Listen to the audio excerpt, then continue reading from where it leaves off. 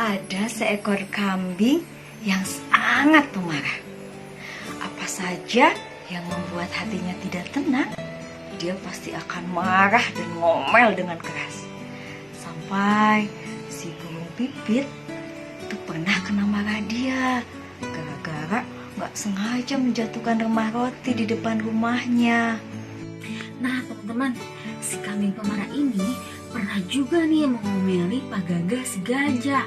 Saat itu Pak Gaga sedang menyiram tanamannya dan kambing pemarah ini lewat. Ia terkena semburan air dari belalai Pak Gaga.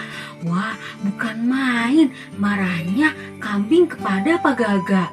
Ia benar-benar kambing pemarah. Oh iya, nama kambing ini Bimbi.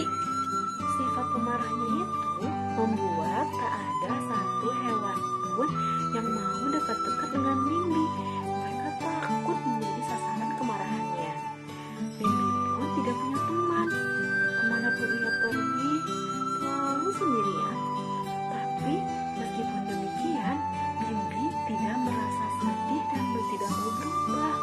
Ia malah merasa senang.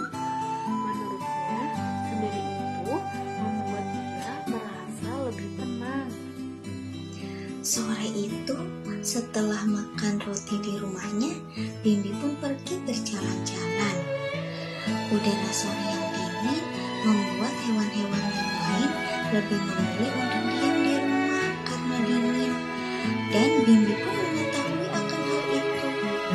Tetapi Bimbi paling suka ketika berjalan-jalan di sore yang dingin. Jadi tidak ada yang bisa mengganggu Bimbi ketika berjalan-jalan.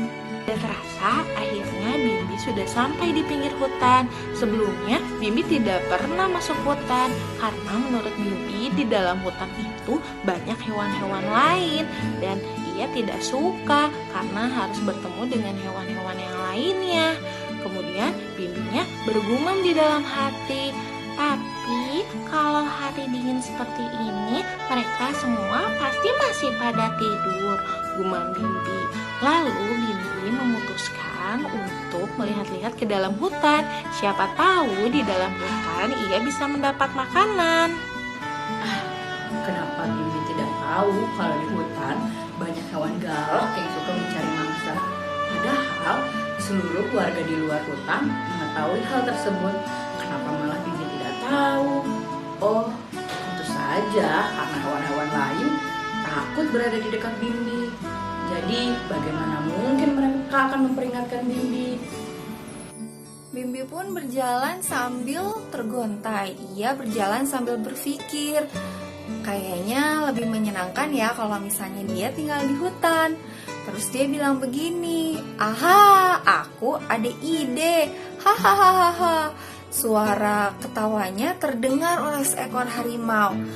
Nama harimaunya Pak Hari. Harimaunya galak banget. Terus dia bilang gini, hai kambing, suara ketawa kamu itu bikin aku bangun dari tidur aku, kata seekor harimau sambil melotot matanya.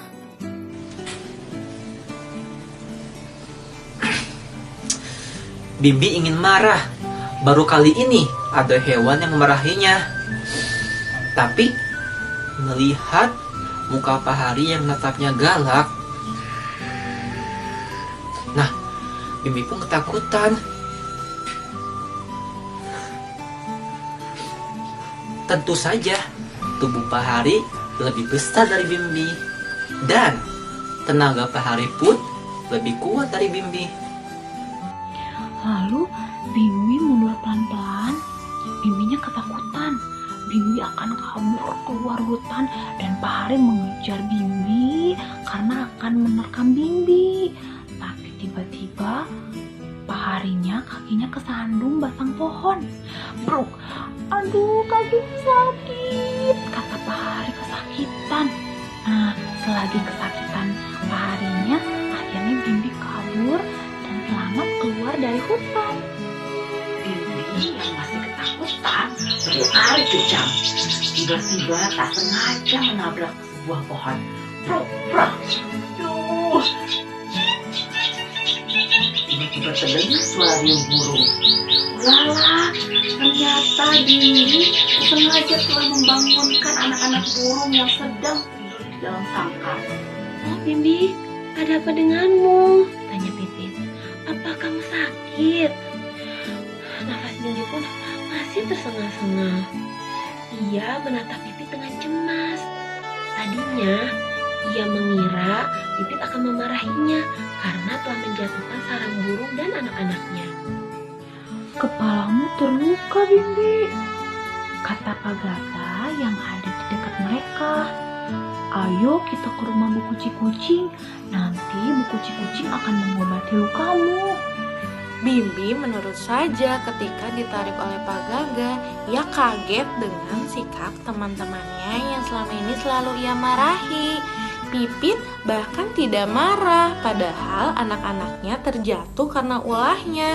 Kemudian Pak Gaga juga tidak sakit hati, padahal selama ini selalu ia omeli. Malah Pak Gaga yang mengajak Bimbi untuk pergi ke rumah Ibu Kuci.